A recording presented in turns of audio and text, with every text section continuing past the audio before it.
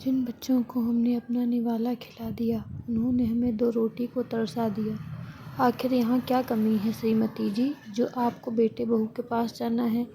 कृष्ण बिहारी जी ने अपनी पत्नी सुदामा जी से कहा। क्यों जी, आपका मन नहीं करता बेटे बहू पोते पोती के पास जाकर रहने का? यहाँ इस घर में कोई कमी नहीं है, सबसे बढ़कर आपका साथ है, लेकिन फिर भी कभी कभी मन बच्चों के साथ के लिए व्याकुल हो उठता है। बस इसीलिए कुछ दिनों के लिए हम दोनों ही चलते हैं ना। बेटे के पास मन बदल जाएगा, यहाँ अकेले समय ही नहीं कटता। सुदामा जी ने पत्नी संग अपना दर्द बांटा। आप शायद भूल गई हैं कि आपकी बहू को हम दोनों का उनके साथ रहना पसंद नहीं है, और आपका बेटा भी अब अपनी पत्नी की ही सुनता है। पिछली बार पोते मनन की सालगिरह पर आप जिद करके गई थीं, लेकिन क्या हुआ था हम अभी तक नहीं भूले हैं। अपना अपमान आप जो सरप्राइज़ देने गई थी, और बेटे बहू के व्यवहार से खुद ही सरप्राइज़ होकर वापस लौट आई थी। बहू ने अपने मायके वालों और दोस्तों को आमंत्रित किया था, लेकिन बच्चों के बाबा दादी को बुलाना ज़रूरी नहीं समझा। हम भी आपका मन रखने के लिए साथ में चले गए थे। पता था कि अगर हम मना कर देंगे तो आप बहुत ज़्यादा दुखी हो जाएंगी। वहाँ हमारे साथ दोगला व्यवहार किया गया। अपने मायके वालों को अपने घर में अपने साथ रखा, और हम दोनों जो उसके पति के माता पिता हैं, उन्हें पड़ोसी के घर ठहराया। लेकिन जब अपना ही खून पराया हो गया, तो पराये खून से कैसी उम्मीद? हमारे बेटे को एक बार हमारी याद नहीं आई कि अपने माता पिता से एक बार उनका हालचाल तक पूछ लेता। आपको याद है, सुबह हम दोनों को ही नहाने के बाद जल्दी चाय नाश्ते की आदत है, लेकिन हमारा बेटा जो बचपन से अपने अम्मा बाबूजी की दिनचर्या से अच्छी तरह वाकिफ़ है, उसने भी एक बार हमें चाय नाश्ते पर आवाज़ देना ज़रूरी नहीं समझा। तब हम लोग जिनके यहाँ ठहरे थे, उन्होंने हमें चाय नाश्ता करवाया, क्योंकि आपका बीपी लो होने लगा था। वहाँ किसी ने भी हमारे खाने पीने सोने रहने की खोज खबर तक नहीं ली। उन लोगों को देखकर ही पता चल रहा था कि हम उनके लिए अनचाहे मेहमान हैं।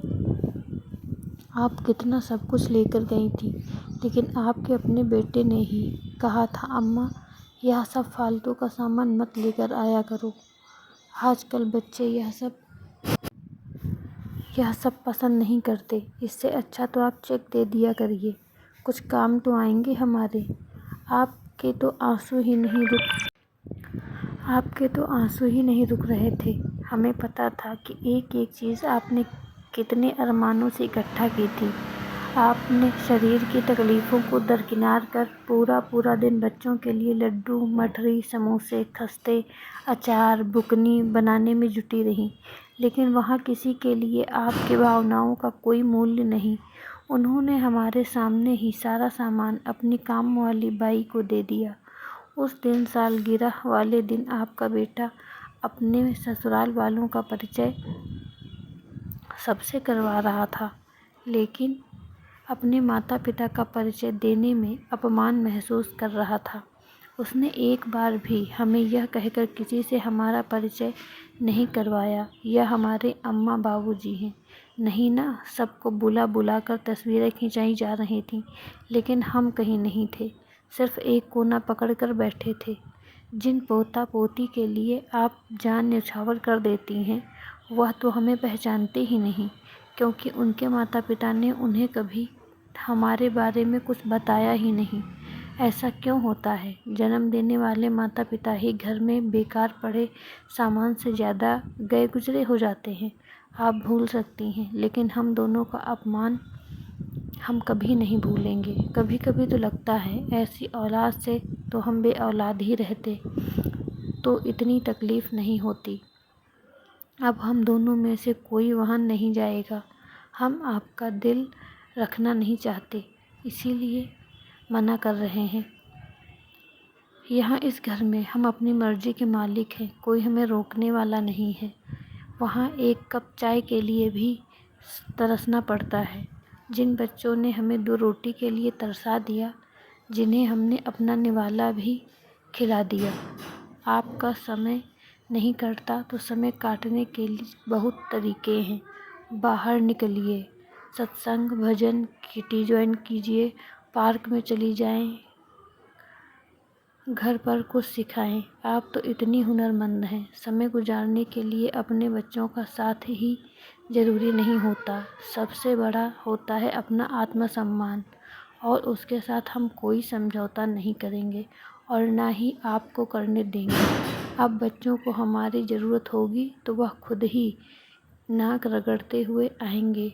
हम वहाँ अपना अपमान करवाने नहीं जाएंगे। हम यहाँ अपने घर में बहुत खुश हैं और जहाँ हमारा आत्मसम्मान जिंदा रहेगा। अपने आत्मसम्मान से बढ़कर हमें कुछ नहीं भी प्यारा नहीं, बच्चे भी नहीं।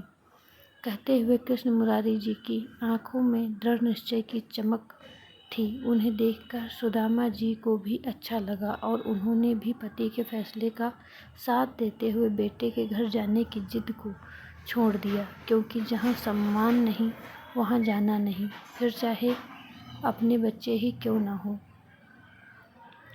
दोस्तों, आपको यह कहानी कैसी लगी? पढ़कर अपनी राय अवश्य दें। चैनल पर नए हैं तो सब्सक्राइब ज़रूर करें। धन्यवाद। मिलते हैं अपनी अगली कहानी में। राधे राधे।